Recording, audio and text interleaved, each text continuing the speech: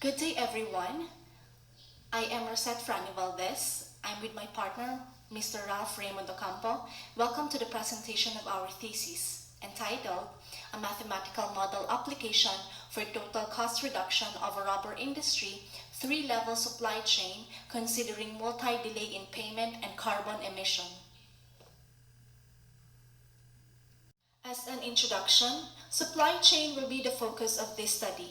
According to Zajafar and Balamian in 2018, when dealing with optimization, supply chains does not only consider its social and economic aspects, but also environmental.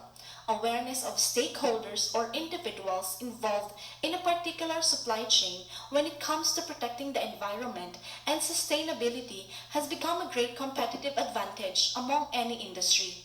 Sustainable supply chain has therefore become the trend of studies taken into consideration among supply chain optimization.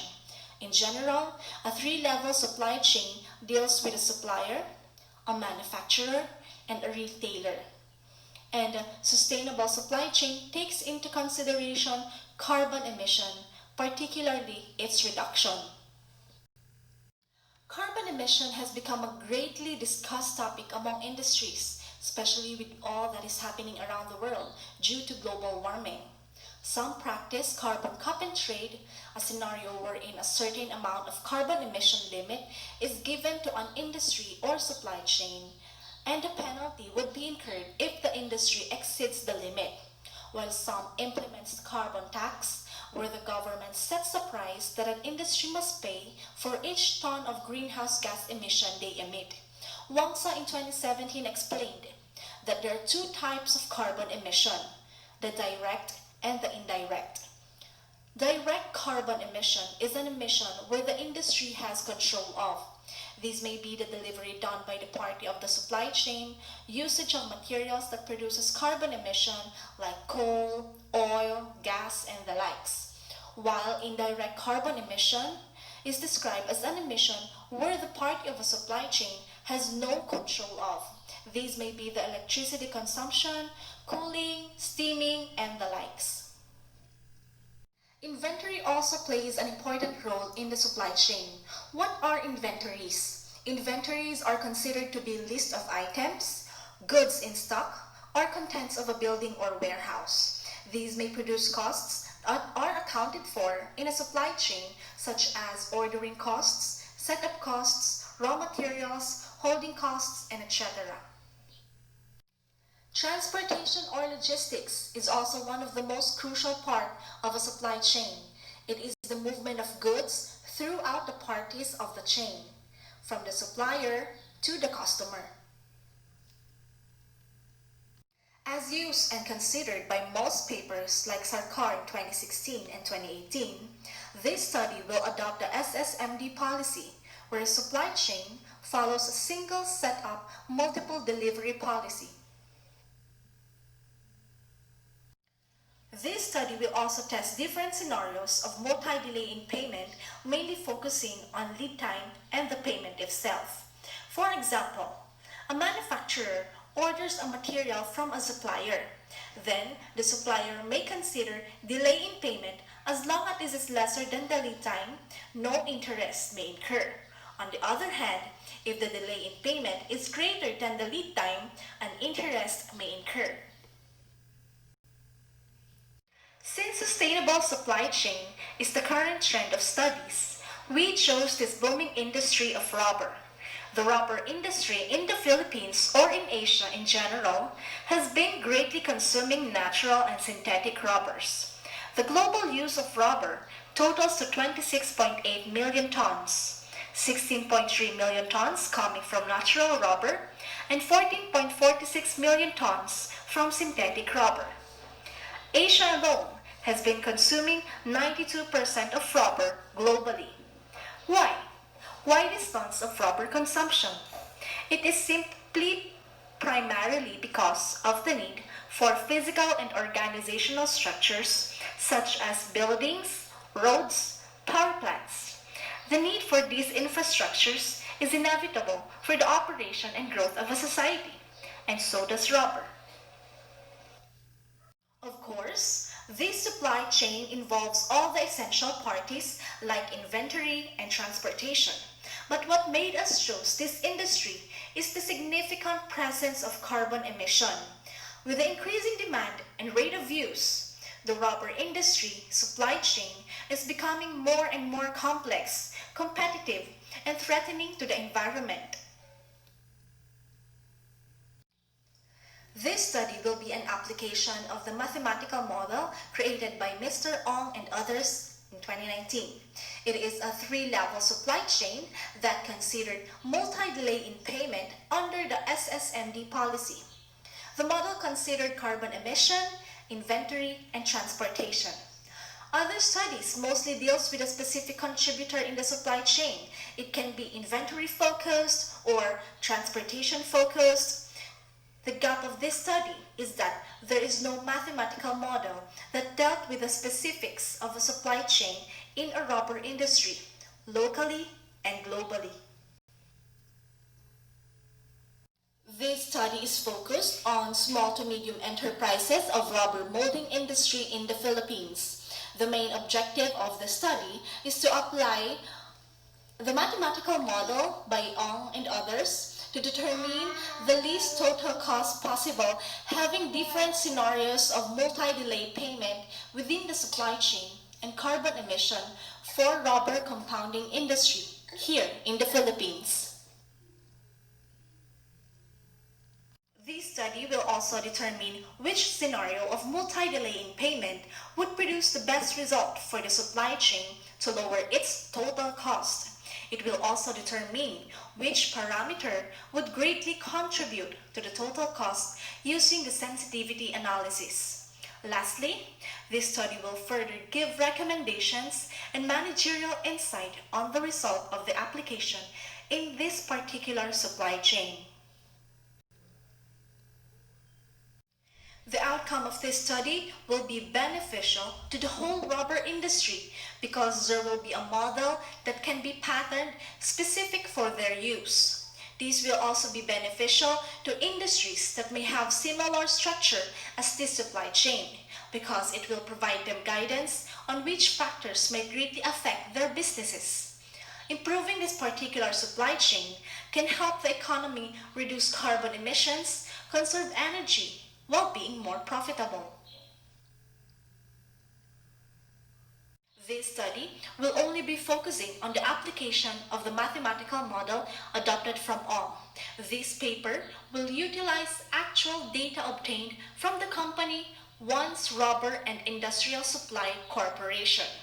Utilize Maple software to determine the best result among the 4 cases presented in the paper will also be considered. Sensitivity analysis will also be done in accordance to the result to determine the optimality of the findings. Lastly, to provide managerial insight once results have been obtained. I have here my partner, Mr. Frane with Ocampo, to explain the methodology of the study. Thank you.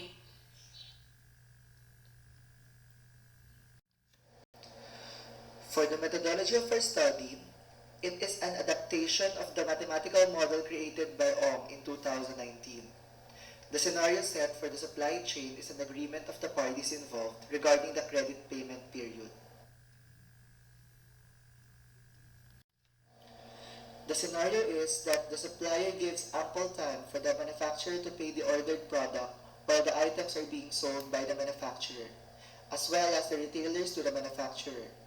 If the manufacturer exceeds the lead time given by the supplier, an interest will incur. The same setup will be for retailer-manufacturer partnership.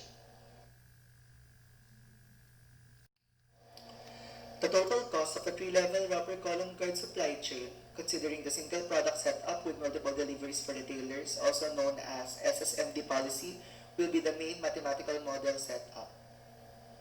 The supplier has its raw materials delivered by the sub-supplier, having finished what is considered as a semi-finished product at a rate of PS for the manufacturer. The manufacturer then builds its finished products from the semi-finished one as its raw materials at a rate of PM delivered to multiple retailers. As you can see in the illustration, The sub-suppliers are the farmers that supply the rubber latex to the main supplier of natural rubber. The latex that they got will be dried up and compacted to rubber bales for the manufacturers. The rubber manufacturers now compound the rubber with chemicals to reach a certain quality the customer wants, then proceed to a molding process that produces the required product. In this case, they produce rubber column guards. After making the finished product, the goods are either delivered or picked up by the retailers or end users. Also in the illustration, we do consider the indirect and direct carbon emissions that are made during the transportation of goods. In our case, the goods are either picked up or delivered. Lastly, we consider carbon emission on the supplier and the manufacturer.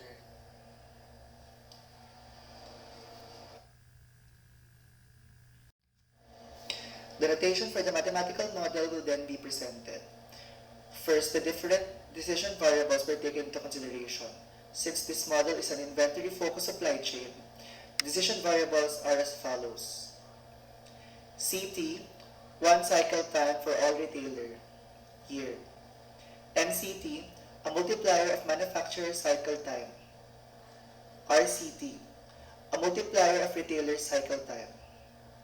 SR, amount of shipments that would be received by the supplier from the sub-supplier within a cycle time. MR, amount of shipments the manufacturer received from supplier in a cycle time. The general parameters are discussed in this part. Carbon emission tax has been adapted from the study of Wang Sa to be 1,000 pesos per ton carbon emission since the Philippines does not consider the carbon tax and is not available by law. The fuel price was considered as the present fuel price in the Philippines. Weight of unit part of column guard is 15.4 pounds. Fuel consumption is how much the delivery consumes per delivery. The transport and industrial indirect emission and the industrial direct carbon emission is set as standard as per study of Wang Sa in 2017. Moreover, the heating, cooling, and electricity energy consumption was computed based on the annual usage of the company in 2019. Lastly, 1% loss rate has been considered in this study as per ONG in 2019. The parameters of the supplier are as follows. The production rate, demand rate, holding costs, setup cost, ordering cost, lot size produced and shipment received by the supplier, distance traveled, together with the total cost of supplier were obtained as an annual data from one's rubber. Capital alternative cost is 6%, and the interest earned will be the price 70% if delay in payment exceeds lead time.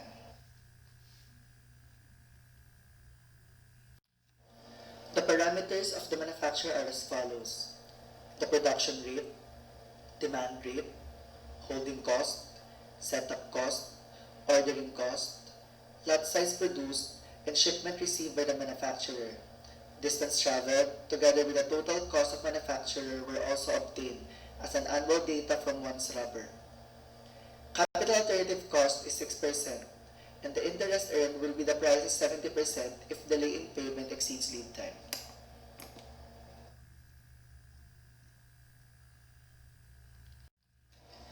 The parameters of the retailer are as follows.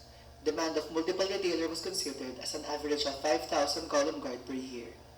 The retailer's holding cost, ordering cost, lot size produced and shipment received by the retailer, together with the distance traveled and the total cost of retailer were obtained as an annual data from one's rubber.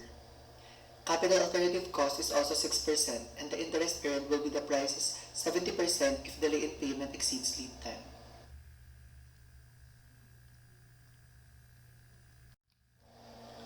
The mathematical model has the following specific assumptions taken into consideration.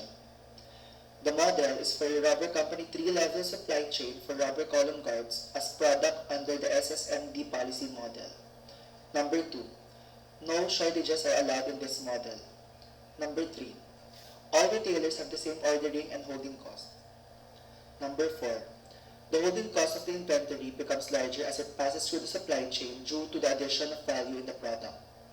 Number 5. The demand for the whole supply chain is known and considered as constant. Number 6. The cycle time is considered the same for the supplier to the manufacturer to the retailers and is an integer number. Number 7. The supplier allows the manufacturer a credit period, X, and can sell the product to get an income considered as income ME. After credit, the manufacturer would be able to gain income at the rate of income MP.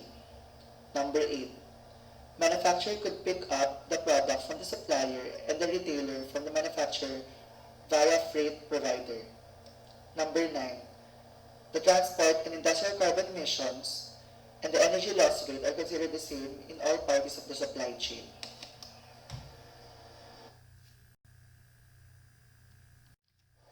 The total cost of the supply chain is the sum of all costs from the supplier, manufacturer, and multiple retailer.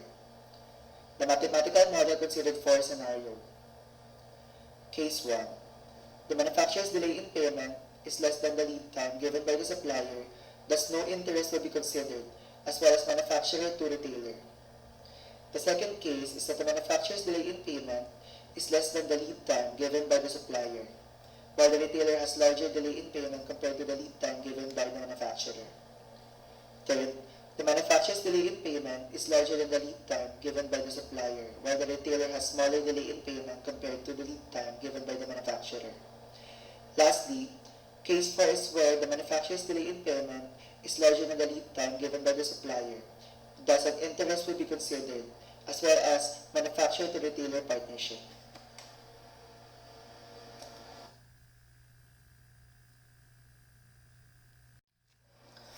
As seen in this slide, Case 1.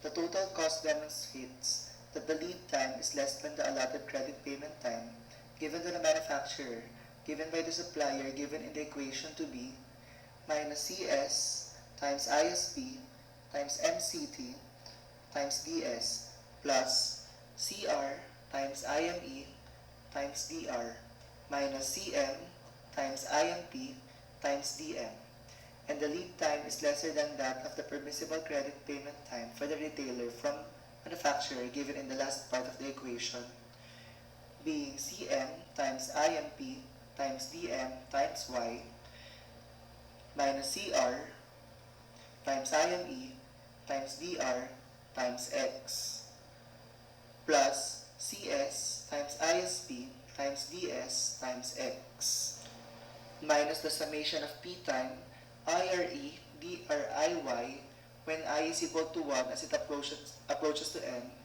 number of retailers. Therefore, the total cost for case 1 is seen in the equation.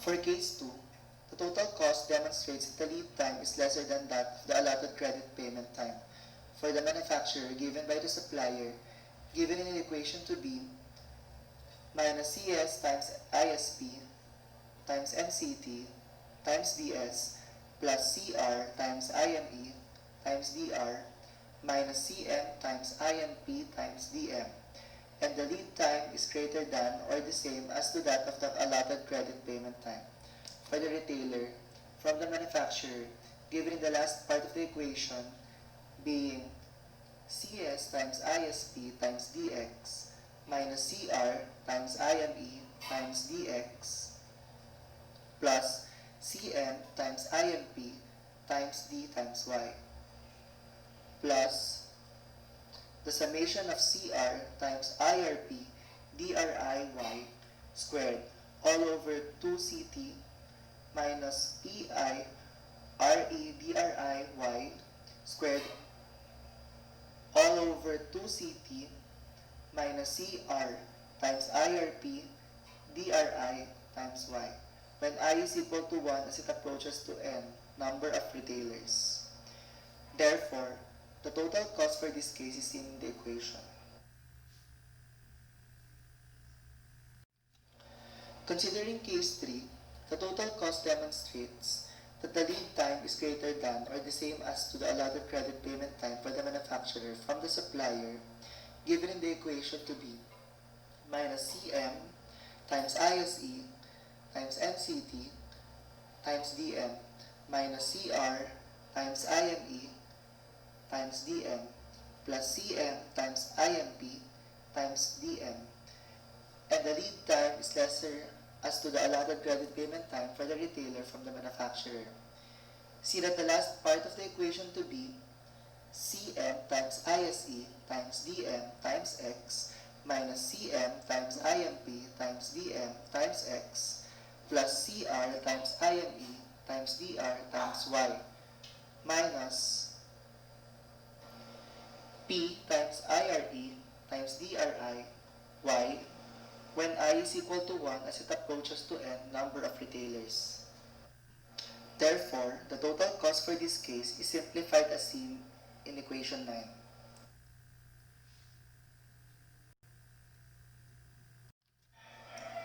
Lastly, for case 4, the total cost demonstrates that the lead time is greater than or equal to the allotted credit payment time for the manufacturer from that of the supplier given in the equation to be minus Cm times ISE times MCT times dm plus Cm times IMP times dm minus Cr times IME times dm, and the lead time greater than or equal to that of the allotted credit payment time given for the retailer from manufacturer as well, seen in the last part of the equation being Cm times ISE times dm times x minus Cm times IMP times dm times x plus Cr times IME times dm times y minus the summation of Cr times IRP times DRI times y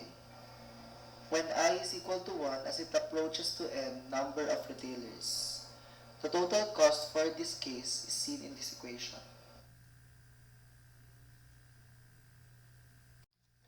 Maple software will be utilized in this study in order to obtain the values for the least cost.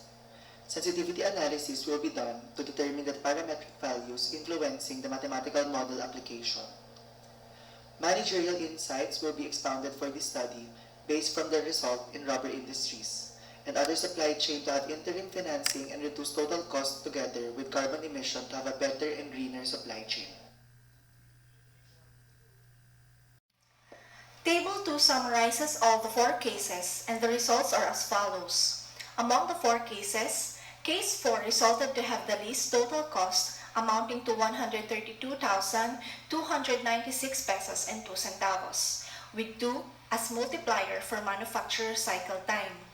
Both amount of shipments that would be received by the supplier from the sub-supplier and the amount of shipments received by the manufacturer from the supplier in a cycle time have 1 as their value. The multiplier for the retailer cycle time is 32, and total cycle time for all multiple retailers is 0.00068. This confirms that having a larger permissible delay in payment is beneficial for the company of study, Once Rubber and Industrial Supply Corporation. The factor that differs in the 4 cases is the amount of interest as revenue for the parties of the supply chain.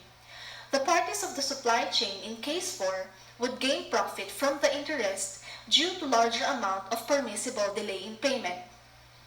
In 2018, Leader and Light said, while lower interest encourages more people to invest, income from those interests will be significantly higher with higher interest given. The study of Berisha, Mesaros, and Olson in 2018 showed that high-income earners derive their income from interest of different rates and showed a statistically significant result. Therefore, a total cost will be lower if profit increases. Due to rate of interest becoming higher from both echelon of the rubber industry supply chain, Case 4 will be considered ideal. To further decipher the cases for this supply chain, sensitivity analysis was carried out to provide managerial insights of the study.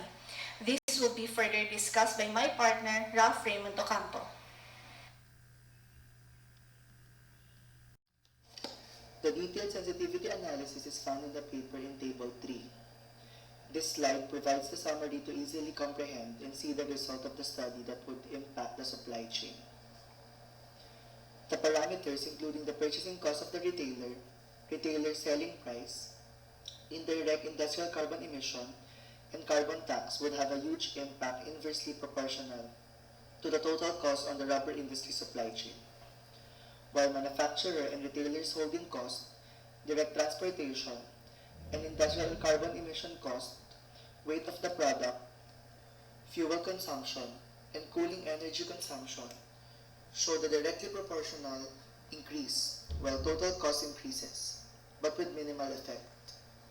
The reason to this is that these parameters lay in the equilibrium of the total mathematical model, thus has small impact on the output, as per Sarkar 2019.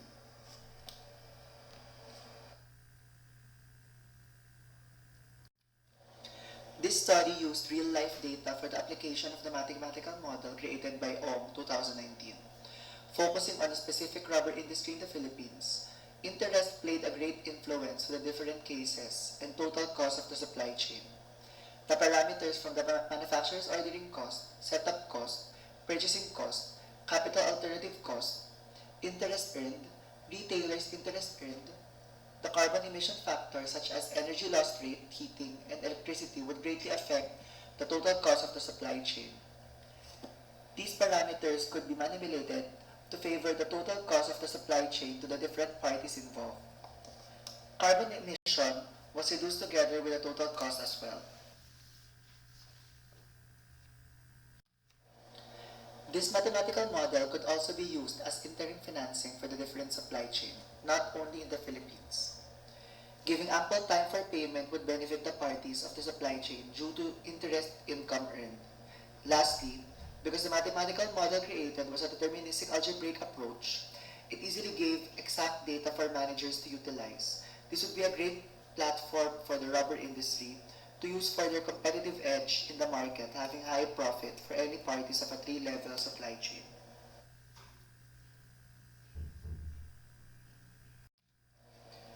This study could be further denounced by utilizing multi-supplier to a single manufacturer and multi-retailer mathematical model or multi-supplier, manufacturer, and retailer type of mathematical model.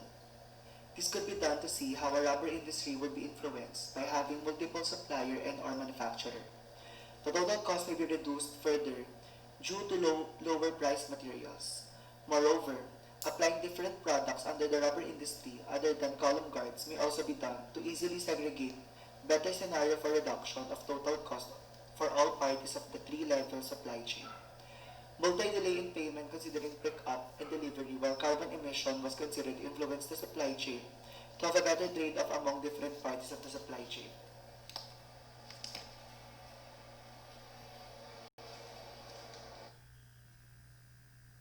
The following slides are the references used in creating the paper. Thank you for listening.